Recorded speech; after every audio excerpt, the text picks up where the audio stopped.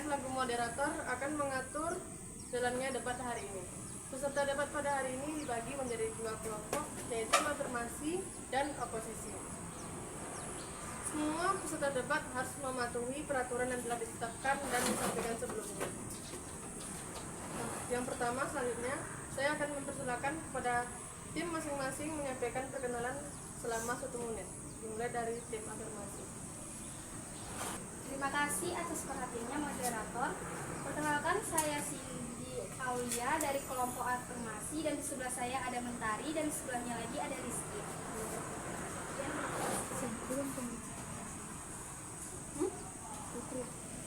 Selanjutnya, saya persilakan masing-masing tim oposisi untuk menyampaikan perkenalannya selama 1 menit. Terima kasih saya ucapkan kepada moderator. Saya pembicara 1 Putri Marani, dan di samping saya selaku pembicara 2 Selvi Olivia, dan di sampingnya lagi selaku pembicara 3 yaitu Pici Adit Sanata. Baiklah, terima kasih. Selanjutnya, pembicara tim afirmasi saya persilakan menyampaikan argumennya selama 2 menit. Dimulai dari sekarang. Terima kasih moderator. Saya sangat setuju dengan mosi yang diberikan oleh moderator tentang larangan penggunaan plastik sekali pakai di lingkungan sekolah dan kantin.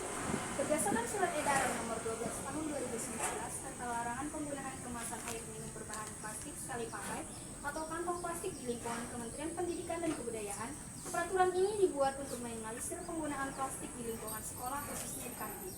Hal ini juga merupakan salah satu upaya Kementerian Pendidikan dan Kebudayaan untuk meluncurkan programnya, yaitu program Adiwiata, dan sasaran utamanya adalah sekolah-sekolah agar terciptanya lingkungan yang bersih dan sehat. Hal ini dimulai dari pengurangan sampah plastik sekali pakai yang sering ditemukan di kantin sekolah. Penggunaan plastik sekali pakai sudah sangat mewabah di lingkungan sekolah, khususnya kantin, di mana kantin merupakan sarana interaksi yang paling intens terhadap penggunaan plastik sekali pakai tersebut. Seperti yang kita ketahui, penggunaan plastik sekali pakai ini sangat sulit dilepaskan dalam sosialisasi kehidupan di lingkungan sekolah. Karena apa? Karena semua produk makanan atau minuman yang sudah sangat akrab dibalut dengan plastik.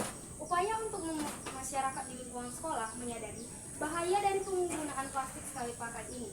Kepala sekolah sebagai pemimpin bagi warga sekolah harus tegas terhadap peraturan pemerintahan yang telah dibuat dan didirikan, serta melakukan sosialisasi di sekolah terkait larangan penggunaan plastik sekali pakai di lingkungan sekolah. Melalui program Adiwiata yang dilakukan oleh Kementerian Pendidikan dan Kebudayaan dengan tercapainya tujuan sekolah bersih dan sehat. Sekian, terima kasih. Baiklah, terima kasih kepada tim afirmasi. Selanjutnya, pembicara tim oposisi saya mempersilakan menyampaikan argumennya selama 2 menit. Dimulai dari sekarang. Saya tidak setuju dengan mosi yang diberikan oleh moderator. Karena apa? Karena penggunaan plastik sekali pakai dapat memudahkan pembelajaran masyarakat kantin, karena dia tidak. Saya ucapkan kepada moderator, saya tidak setuju dengan mosi yang diberikan oleh moderator. Karena apa? Karena penggunaan plastik sekali pakai sangat menguntungkan bagi itu dapat memudahkan pelaku usaha kantin untuk membungkus makanan di sekolah. Anggap saja kita mengakui peraturan yang diberikan oleh moderator tersebut. Nah, apa mungkin setiap siswa dapat membawa tempat nasi dan makanan lainnya? Tidak mungkin ketika jam pembelajaran pertama tempat nasi tersebut tidak kotor, bukan? Maka di jam pembelajaran kedua tempat nasi tersebut akan kotor. Apakah sanggup semua siswa tersebut mengikuti peraturan tersebut? Baiklah, anggap saja peraturan tersebut awal-awalnya saja siswa dapat antusias melakukan peraturan tersebut. Lama-kelamaan peraturan tersebut akan punah dan peraturan tersebut akan punah dan terjadinya hal yang semula, yaitu penggunaan plastik sekali pakai. Terima kasih kepada tim oposisi. Selanjutnya, pembicara tim afirmasi 2, saya tim oposisi. Selanjutnya, tim afirmasi 2 yang akan menyampaikan argumennya selama 2 menit. Dimulai dari sekarang. Saya sangat setuju dengan mosi yang diberikan oleh moderator, yaitu penggunaan plastik yang harus sekarang sesuai dengan peraturan Kota Pekanbaru tahun 2018 nomor 21 tentang pembatasan penggunaan kantong plastik. Maksud dan tujuan dibuatnya peraturan ini karena pemerintah ingin menciptakan lingkungan yang bersih dan sehat. Pemerintah daerah berwenang serta bertanggung jawab atas pengelolaan sampah dan pembatasan penggunaan kantong plastik, terkhusus bagi para pelaku usaha. Pemerintah menghimbau untuk para pelaku usaha wajib menggunakan kantong berbahan bukan plastik agar tercipta lingkungan bebas plastik. Untuk mewujudkan hal tersebut, pemerintah melakukan langkah awal dengan melarang kantong belanja plastik di supermarket, swalayan maupun di kantin sekolah. Pemerintah bersama Kementerian Kesehatan melalui program kerja Puskesmas yang hanya menjadi sarana fasilitator untuk mewujudkan lingkungan bersih dan sehat, melakukan kegiatan pengecekan berkala di sekolah guna meninjau kebersihan dan kesehatan lingkungan sekolah. Maka pelanggaran penggunaan kantong plastik oleh pemerintah ini bertujuan untuk mengurangi penumpukan sampah plastik yang sulit didaur ulang. Pemerintah memberikan solusi dengan mengganti kantong plastik menjadi kantong berbahan kertas, kantong berbahan kain, dan yang bukan berbahan plastik lainnya. Sekian dari saya, terima kasih.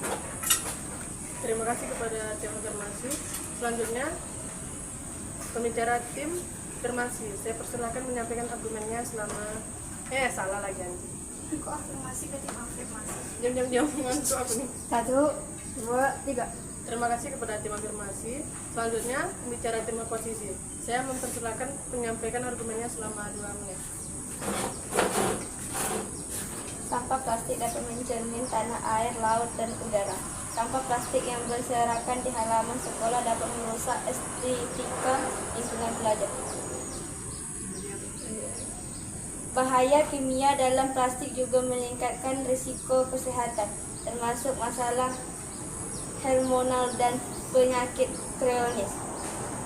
Kantong plastik membutuhkan waktu hingga 100 tahun terurai secara biologis. Botol kaca misalnya jauh lebih berat daripada plastik, sehingga polusi dari proses pengangkutan akan lebih buruk. Kantong kertas cenderung memiliki emisi karbon lebih tinggi daripada kantong plastik. Terima kasih kepada tim oposisi. Selanjutnya, pembicara tim afirmasi 3.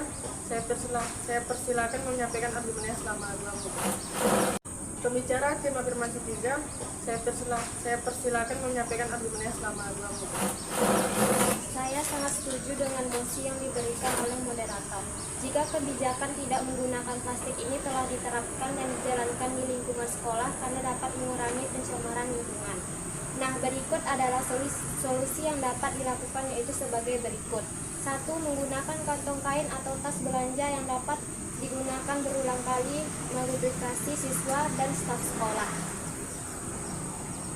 2. Program daur ulang sampah. 4. Menggunakan perlengkapan makan sendiri. 5. Mengurangi penggunaan sedotan. Berikut argumen pro-nya. Membantu menjaga keseimbangan alam, membantu mengatasi masalah pencemaran air dan darat, mengurangi jumlah plastik yang mencemari lingkungan, membantu mengurangi dampak buruk sampah plastik. Sekian, terima kasih. Terima kasih kepada tim afirmasi. Selanjutnya, bicara tim oposisi 3. Saya persilakan menyampaikan argumennya selama 2 menit. Saya tidak setuju dengan pendapat Anda karena di sini kita sama-sama tahu bahwa penggunaan sampah plastik memang dapat memicu lingkungan. Namun, lingkungan tanpa sampah plastik dan beralih ke kantong ramah lingkungan juga tidak tepat. Karena di sini kita sama-sama tahu terciptanya kantong plastik untuk mengurangi penggunaan kantong kertas sekali pakai dan kantong kain yang mudah koyak dan penebangan pohon yang disebabkan untuk pembuatan kantong kertas.